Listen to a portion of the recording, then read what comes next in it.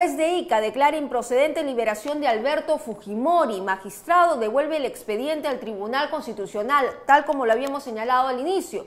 También dice, seguirá en prisión. El juez de Ica, Vicente Fernández Tapia, declaró improcedente la liberación del expresidente Alberto Fujimori. En su resolución, el magistrado del primer juzgado de investigación preparatoria declara improcedente la ejecución de la sentencia de fecha 17 de marzo del 2022. Concretamente, la libertad del favorecido Alberto Fujimori y devuelve todos los actuados al Tribunal Constitucional. En su escrito, además, el juez explica que el mandato legal corresponde al Tribunal Constitucional, mas no así al juzgado donde se originó la demanda de habeas corpus, según corresponde emitir pronunciamientos sobre la ejecución de la sentencia estimatoria contenida en la sentencia del Pleno de la fecha que ya habíamos hablado, 17 de marzo del 2022. Ahí está, es lo que tenemos en esos momentos. Entonces, vamos a seguir analizando esta situación con Marianela Ledesma, expresidenta del Tribunal Constitucional. ¿Cómo está, doctora Ledesma? Bien, un gusto estar con ustedes. Bien, ya el juez ha estimado que se va a devolver todos los actuados al Tribunal Constitucional y que no va a proceder la liberación de Alberto Fujimori. Claro, pero hay que reafirmar por qué el juez está denegando esta situación. Porque debemos conocer todos los ciudadanos que en materia de afectación de derechos fundamentales, ¿no? Como por ejemplo el señor Fujimori, según su sentencia, ha sido sentenciado por homicidio calificado que constituye crímenes contra la humanidad según el derecho internacional penal, y estoy citando literalmente la condena que se le colocó. Entonces, estos casos son de conocimiento de la Corte Interamericana de Derechos Humanos. El indulto que se dio en el año 2022 por el Tribunal Constitucional, ese indulto fue conocido por la Corte y ha ordenado al Estado peruano que se abstenga de implementar ese indulto que hacía referencia a la sentencia de marzo de 2022. A pesar de ello, se ha pretendido, a partir de una aclaración donde ni siquiera el tribunal se ha pronunciado, ¿no? Aguardó silencio, ha dicho que es improcedente y ha pretendido que el juez proceda con esa liberación. ¿Y qué es lo que le ha dicho el juez en base a lo que uno está apreciando? Ha hecho referencia a la sentencia de la Corte Interamericana, porque los fallos judiciales de la Corte Interamericana forman parte del derecho del Estado peruano. No es que en materia de derechos humanos termine en el tribunal, no. Sobre el tribunal existe una jurisdicción que termina en la Corte Interamericana de Derechos Humanos. Ahora, permíteme decir algo más. Pertenecemos a esta jurisdicción desde el año 78 y pertenecemos voluntariamente. Nosotros como país decidimos someternos voluntariamente, firmamos pertenecer a esta convención. Es así como cualquier ciudadano decide celebrar un contrato con su autonomía, igual un Estado peruano con su soberanía decidió someterse a los efectos del convenio y de la jurisdicción de la Corte. Entonces, lo que estamos viendo es solamente los efectos de lo que la Corte ha dicho, y todo juez, todo operador jurídico sabe, hasta un estudiante de Derecho, de que más allá del tribunal en materia de derechos humanos está la Corte, y la propia Constitución lo dice. Lean el artículo 205 de la Constitución del Estado. Ahora, doctora Ledesma, el juez también reconoce que él no es competente para tomar este tipo de decisiones y por eso devuelve todos los actuados al Tribunal Constitucional. El Tribunal Constitucional cometió error al sacar esta resolución al inicio no tan esclarecida y luego salir en boca del propio presidente de esta institución a decir sí procede. Es la interpretación que él le da, pero en la resolución no se habla de la liberación y mucho menos se habla de un análisis de fondo sobre el indulto humanitario al que Alberto Fujimori estaba solicitando. Totalmente de acuerdo con tu opinión y felicito que hayas hecho una correcta lectura de lo que ha pasado en este caso. Por eso es que yo considero que este es un caso más, diríamos, de distracción política por el momento en que se vivía, como se vive, con el caso de la señora Patricia Benavides, de soltar este caso que no tiene realmente ni siquiera un mandato expreso por el presidente del tribunal o la vicepresidenta, que sostienen por entrevistas periodísticas situaciones que no lo han puesto con su puño y letra, su firma, no hay nada de eso.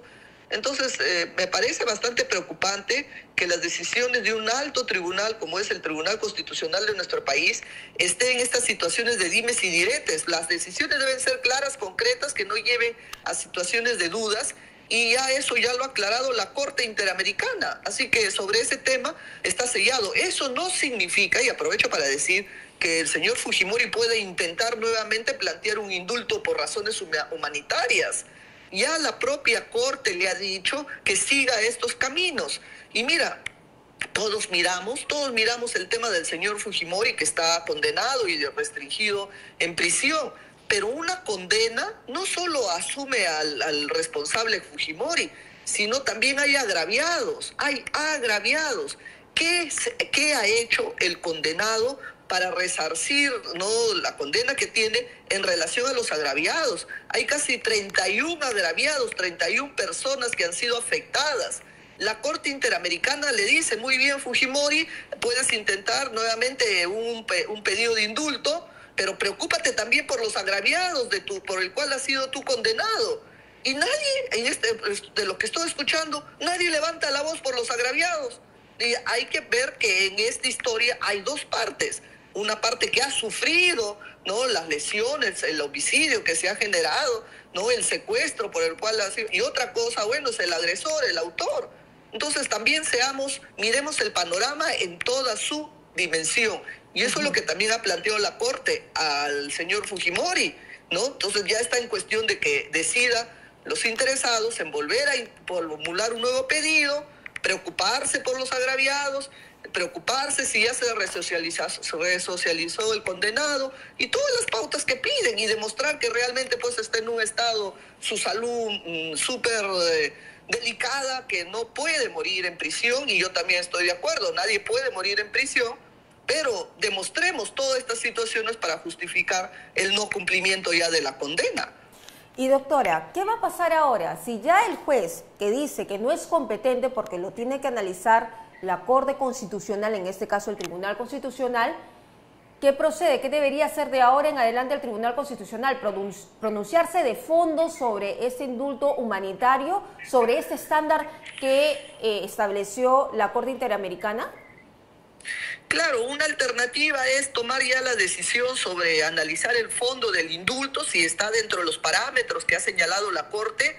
Vuelvo a señalar, la Corte no está negando que no existe un indulto, pero tiene que en el indulto preocuparse por las víctimas. ¿Qué se hace? No es cuestión de que yo me voy de acá de prisión porque me siento mal y bueno, y las víctimas no es mi problema. Eso no funciona acá. Debe pedir perdón. Tiene que preocupar. Aparte también del perdón, bueno, el perdón está vinculado con la resocialización que tiene todo condenado. Se supone que todo condenado que esté en prisión, al margen de cualquier prisión, tiene una lógica resocializadora, ¿no? Ver cómo ha reflexionado, cómo ya se prepara para insertarse a la vida. Eso es una regla general de toda persona que está detenida. Entonces eso es lo que le dice la Corte. A ver, tú, ¿qué te quieres decir? ¿Cómo te has resocializado? ¿Qué muestras vas a dar para irte, no? Ese es también otro parámetro. Y un tercer parámetro, bueno, hay que evaluar tu situación médica. ¿Qué situación tan límite de tu salud está que ya es imposible que las condiciones carcelarias en las que tú estás detenido afecten, agraven tu salud, ¿no? No sé, las condiciones carcelarias, no sé cuáles serán las condiciones del señor Fujimori, pero se supone que esas deben ser tan lesivas, tan lacerantes, tan malas, que están afectando su salud del señor Fujimori. Entonces todo eso le pide la Corte que se demuestre para que se vaya con tranquilidad, ¿no? Pero nada de eso es lo que aparece en el caso, nada de eso es lo que se muestra. Por eso es que la Corte ha hecho una situación renuente a aceptar ese tipo de indulto. Muy bien, entonces un camino es analizar el fondo del indulto humanitario. ¿Y el otro camino cuál es?